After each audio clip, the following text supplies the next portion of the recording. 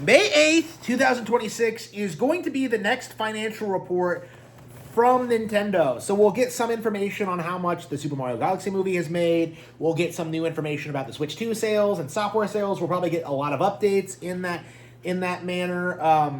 I imagine in June we'll get the Nintendo Direct, but I'm actually more interested in the financial numbers because I keep seeing people insist that like Nintendo Switch 2 isn't doing well and that it's bombing, especially in America. I'm seeing people that like complaining about the Mario Galaxy movie only making $1 billion. I'm seeing people like, coping and seething, and it really needs to be said that all of this is just a giant cope, okay? Like, if you're watching Nintendine and thinking he gives, like, valuable commentary and has any idea what he's talking about, you're wrong, okay? And not only are you wrong, you're stupid for watching him as much as you have and not noticing the shift that happened after the financial reports last time released. Because those numbers showcase that, like, the Switch 2 was selling very, very well, that everything was selling a ton of units, that the Switch 1 was very, very relevant still, and that the Switch 2 was exceeding all expectations, okay? Like, what we're seeing now is just this weird attempt from the industry to pretend as if the Switch 2 can't possibly succeed no matter how well it does.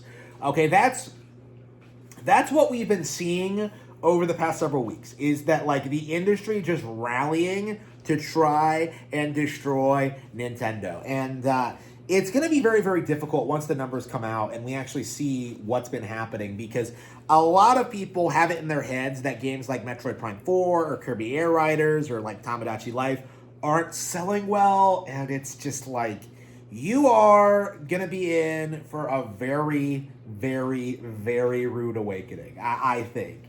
Like, the numbers that are brought in after Tomodachi Life in particular, I think, are going to be very, very interesting, because I think they're going to demonstrate something I've been saying for a long time about the game, about the hardware, about these numbers, that like Nintendo is doing very, very, very, very well. But what we constantly see is that like the industry just desperately tries to bury them and downplay all their accomplishments. Like Pokemon Champions is a great example, where this was a huge hit. Everyone's playing it. It's making a ton of money, but the immediate cope from the community was this idea that it was a failure. Why? It's glitchy. People can't really adequately explain like why Champions is disappointing, and because the simple answer is that it's not. Like, the reality is Champions is very, very good. People are getting a lot of mileage out of it. It's been a great April release. I've actually played it quite a bit more than Tomodachi Life, actually.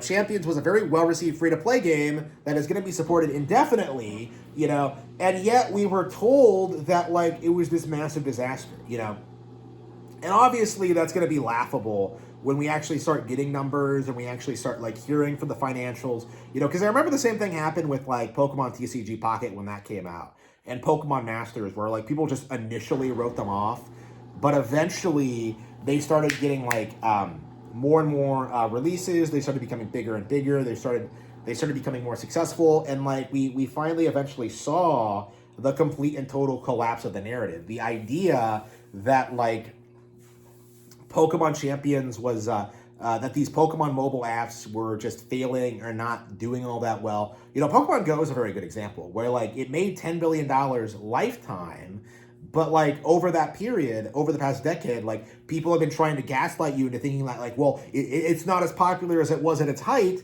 Like, yeah, because nothing was as popular as that was at its height.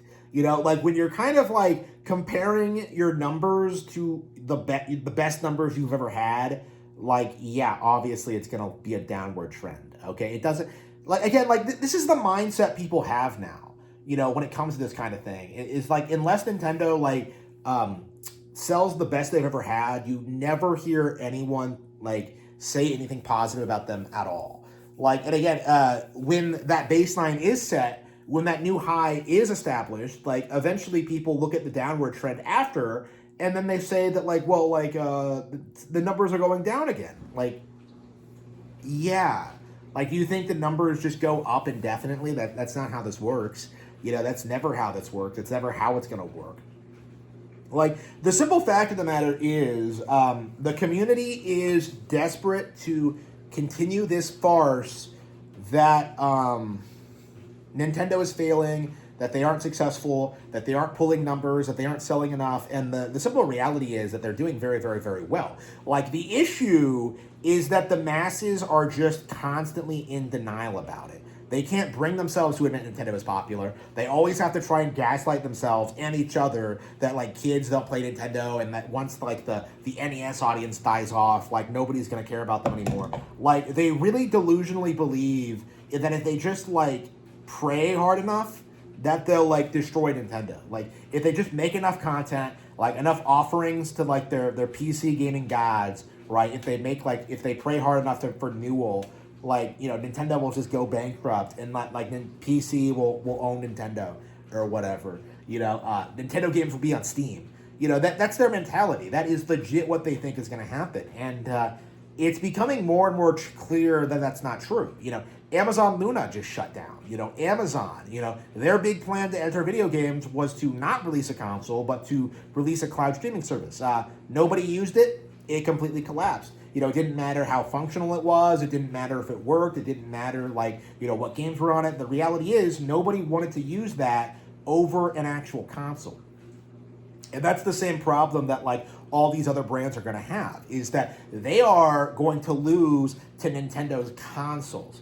And I think that's kind of the interesting thing that we have to go for next, honestly, is this idea that people have that, like, the Nintendo games are good, but the hardware is bad. The hardware holds them back. The hardware stops Nintendo from being successful. If Nintendo just released their games on real hardware, then everything would be better. And that's just not true. You know, that wouldn't work. It would never, it would just destroy the brand. It would destroy everything they've done. Like, again, I think the next major step for Nintendo is establishing that their hardware is never, ever, ever going anywhere.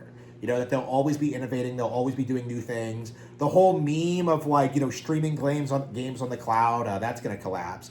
You know, the simple fact of the matter is Nintendo produces specialty hardware that plays video games, and they'll always be, like, dominant in that niche. They'll always be dominant in that field. And I just don't understand the mindset that people have where they seriously think that iPhone or PC can compete with that. Like, that's just the reality of it. It's that, like, it's a specialized product that does this better than anything else in the market. And obviously, there'll be, like, other ways to play Nintendo games. You know, you will see mobile games, you will see movies, you will see merchandise. But the simple fact of the matter is, there will be a Nintendo in every home. And there is nothing you can do to stop it.